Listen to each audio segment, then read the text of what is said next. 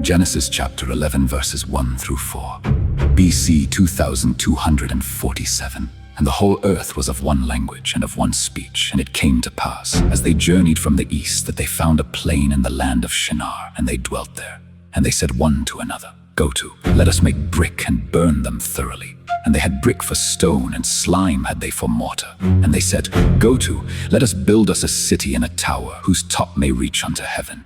And let us make us a name, lest we be scattered abroad upon the face of the whole earth. The close of the foregoing chapter tells us that by the sons of Noah, or among the sons of Noah, the nations were divided in the earth after the flood, that is, were distinguished into several tribes or colonies.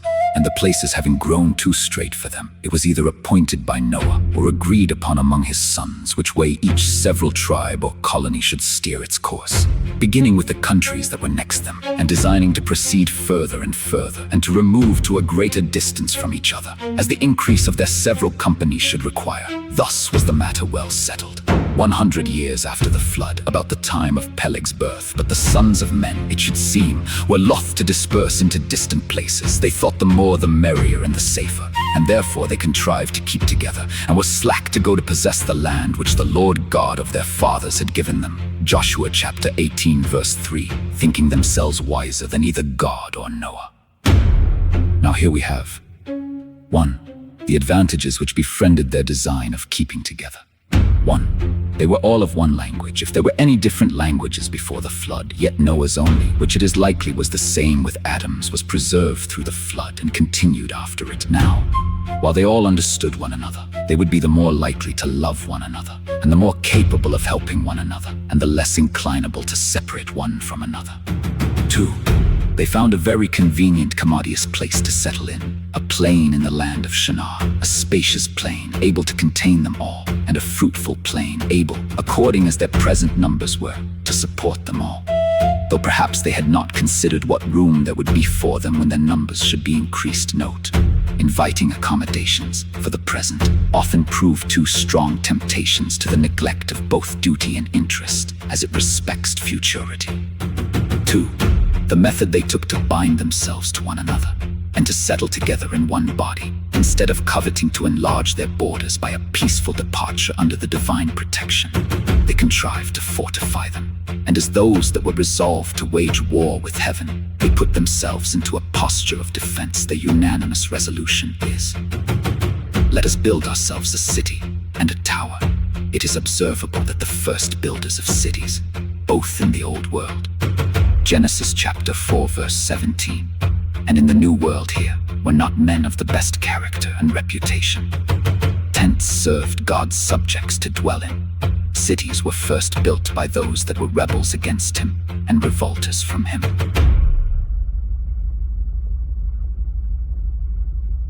Observe here. 1. How they excited and encouraged one another to set about this work. They said, Go to, let us make brick, and again, Go to, let us build ourselves a city. By mutual excitements, they made one another more daring and resolute. Note, great things may be brought to pass when the undertakers are numerous and unanimous and stir up one another. Let us learn to provoke one another to love and to good works. As sinners stir up and encourage one another to wicked works. See Psalm chapter 124 verse 1. Isaiah chapter 2 verses 3 through 5, Jeremiah chapter 50 verse 5, 2. What materials they used in their building. The country, being plain, yielded neither stone nor mortar. Yet this did not discourage them from their undertaking, but they made brick to serve instead of stone, and slime or pitch instead of mortar. See here. 1. What shift those will make that are resolute in their purposes. Were we but zealously affected in a good thing, we should not stop our work so often as we do, under pretense that we want conveniences for carrying it on too.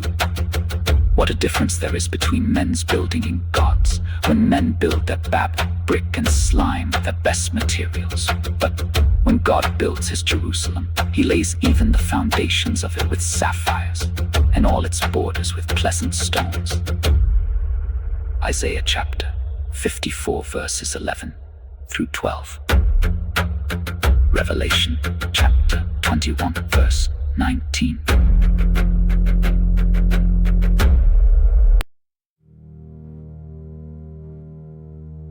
Three, for what ends they built.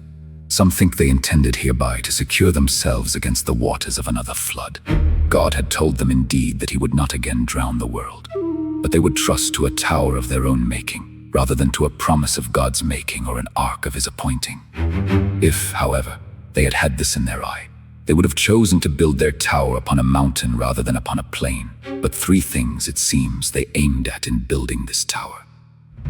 1. It seems designed for an affront to God himself, for they would build a tower whose top might reach unto heaven, which bespeaks a defiance of God, or at least a rivalship with him. They would be like the Most High, or would come as near him as they could, not in holiness but in height. They forgot their place, and, scorning to creep on the earth, resolved to climb to heaven, not by the door or ladder, but some other way. 2. They hoped hereby to make themselves a name.